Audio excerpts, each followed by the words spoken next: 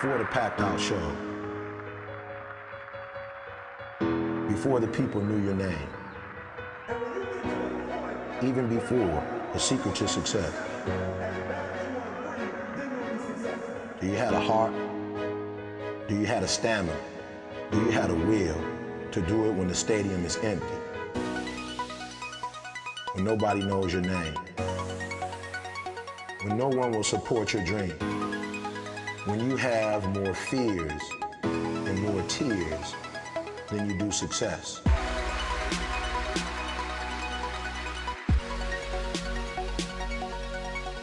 Will you push past the pain when your haters hate? Will you still be as hungry as you were the day you first dreamed?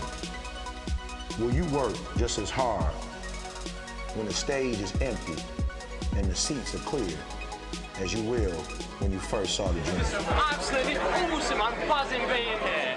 This guy rocks, man.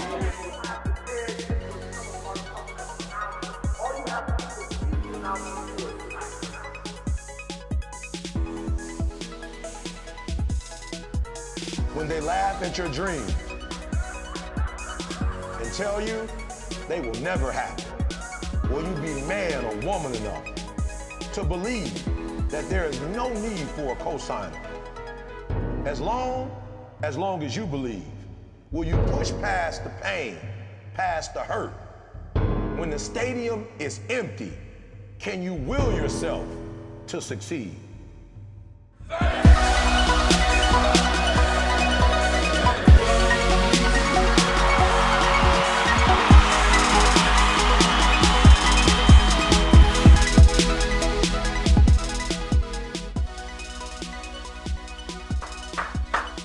What up, what up, what up, what up, what up, what up? It's your boy E.T. and welcome to another edition of Bring It From the Bottom.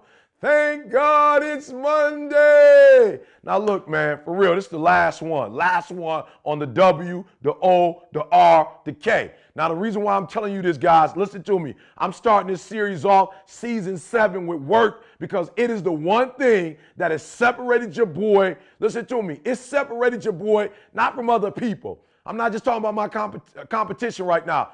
This thing separated me from being average, good, to taking me to great, all right? Work. So I got something special for you, but before I go there, I got to ask you this question. Like, are you serious?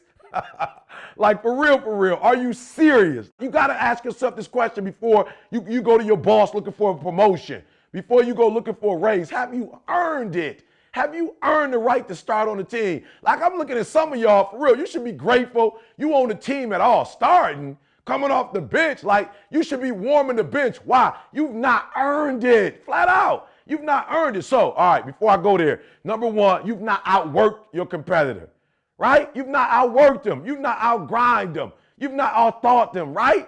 You've not outdone them. So you talking about going to the next level. Your competitor, like the guy you competing against, you haven't outworked him. You talking about starting. You talking about going to the league. You talking about going to the Premier League. You've not outworked the person next to you. You've not out-hustled them. You've not outgrind them. You've not outdone them. And so you talking about going to the next level. So y'all got to do me a huge favor. So this is the last one. I want you to work while you're working. Are you hearing me? So what do you mean, E.T.? Yeah, you play ball, you bragging. Coach gave us 5 hours. We were in practice for 5 hours, but you only work 4 to 5.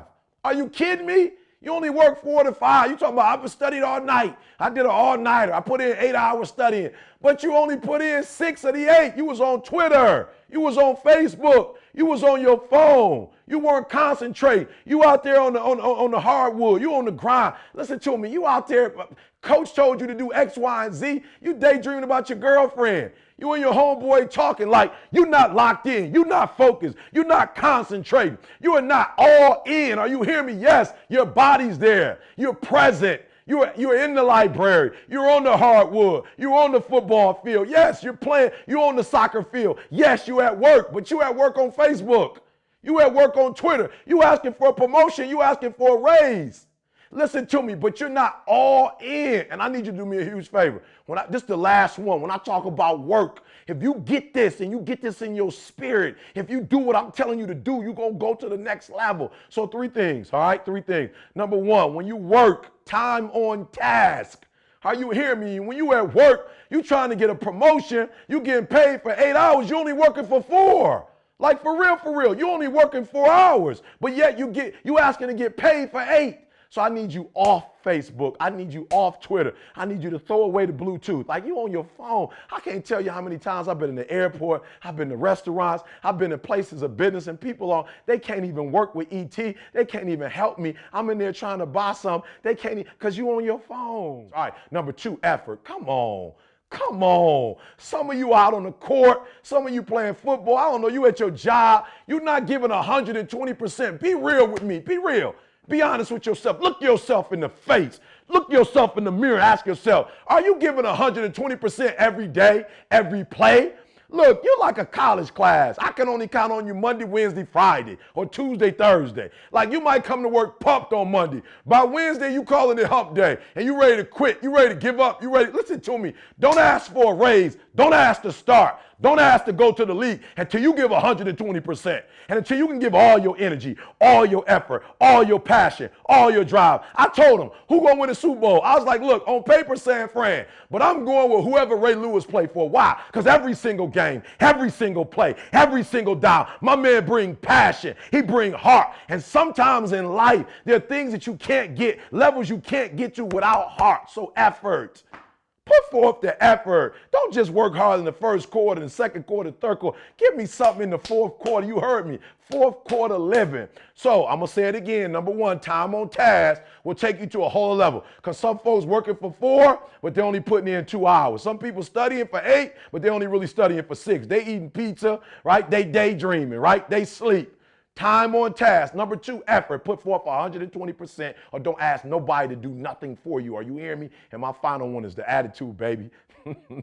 My final one is what's your attitude? Like for real, for real. Some of you going to work and you got that I got to, not I get to attitude. And I'm telling you, attitude is everything. Attitude is everything. So do me a favor. Time on task, baby. Effort. Give me 120 or don't give me nothing at all. And then give me the right attitude. Let me know you love it. Let me know, ba-da-ba-ba-ba. Let me know you loving it, baby. Because when somebody sees that your passion is there, your heart is in it, that you loving it, it takes it to a whole other level, all right? Once again, man, it's your boy E.T. Look, I ain't telling you what I read. I'm telling you what I experienced. And I went from being average to good to great because not only do I work, but now I work while I'm at work. And some of you are at work, you're physically there, but your mind is on the other side of town. So do me a huge favor, literally work while you're at work.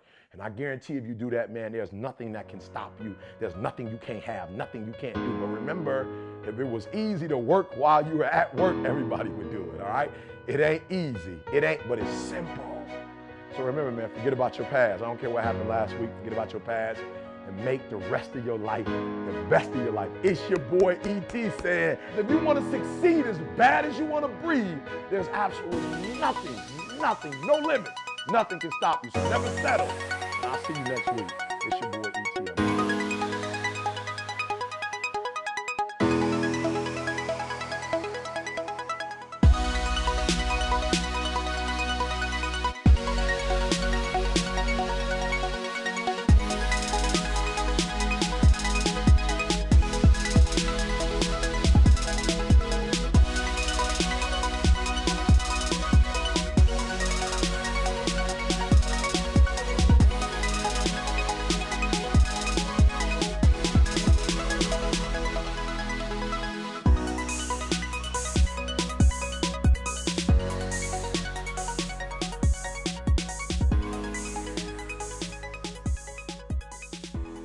Pull my head back in an attempt to regain my balance. And the only thing I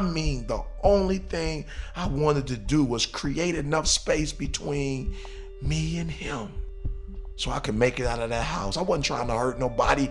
I just wanted to be free. I pushed myself away and I ran toward the garage. I made it safely into the washroom, slammed the door shut behind me.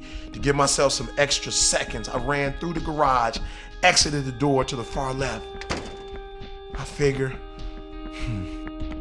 he would go through the front door and try to cut me off, but I was too quick, and by the time I made it out of the garage, I noticed he and my mom were just getting to the porch. And once I made it to the street, I knew I was clear. I knew I was safe. because neither one of them was quick enough to catch me, and I stopped running.